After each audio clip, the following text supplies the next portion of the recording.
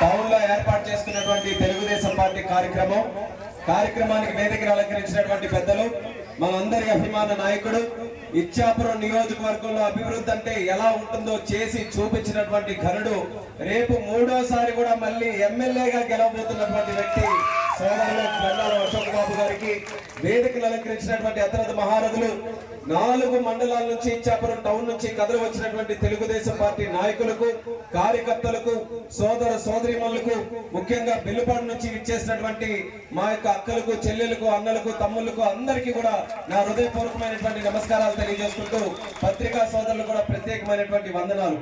నిన్ననే ఇప్పుడు జీవులు గారు చెప్పినట్టు ఎవరికి రానటువంటి ఒక అదృష్టం దక్కింది.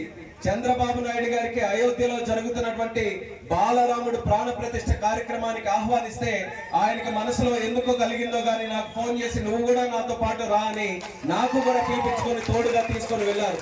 అటువంటి బాలరాముడు తాలూకా ప్రాణ ప్రతిష్ఠ కార్యక్రమాన్ని నిన్న దర్శించుకొని ఆ చిరుమందహాసంగా ఉన్నటువంటి ఆ బాలరాముడు తాలూకా ఆ యొక్క విగ్రహాన్ని కూడా చూసి ఆనందం పొంది మొక్కి మన జిల్లా బాగుండాలి, మన ప్రజలు బాగుండాలి, మన పార్టీ బాగుండాలని అంటే సొంత చెల్లి కూడా ఈ రోజు జగన్మోహన్ రెడ్డిని నమ్మే పరిస్థితి లేదు. ఎక్కడికి వచ్చింది ఇప్పుడు షర్మిలమ్మ ఇచ్చాపురం వరకు వచ్చేసింది. ఆ జగన్మోహన్ రెడ్డిని నమ్మొద్దు, జగన్మోహన్ రెడ్డి సొంత అన్నని నమ్మొద్దని ఆ సొంత చెల్లెమ్మే ఈ రోజు రాష్ట్రం అంతా కూడా తిరుగుతుందనంటే మనం అందరం ఇంకా నమ్మగలమా అనేది మీ అందరూ కూడా గుర్తుపెట్టుకోవాలి. ఆయన వదిలినటువంటి బాణం చుట్టూ తిరిగి మళ్ళీ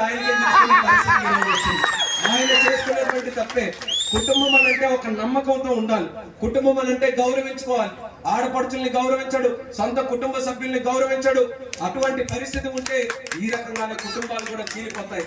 మరి సొంత కుటుంబంలోనే ఉన్నటువంటి వ్యక్తులకు పట్టించుకోవట్లేదు, రాష్ట్రంలో ఉన్నటువంటి మనకి కూడా ఎవరికి కూడా పట్టించుకోడు. ఆయన ఆలోచన అంతా కూడా డబ్బు రావాలి, ఆయనకంతా కూడా భూములు కావాలి, ఆస్తులు కావాలి. అందుకనే మీ భూముల మీద కూడా పడ్డాడు. వాళ్ళిద్దరు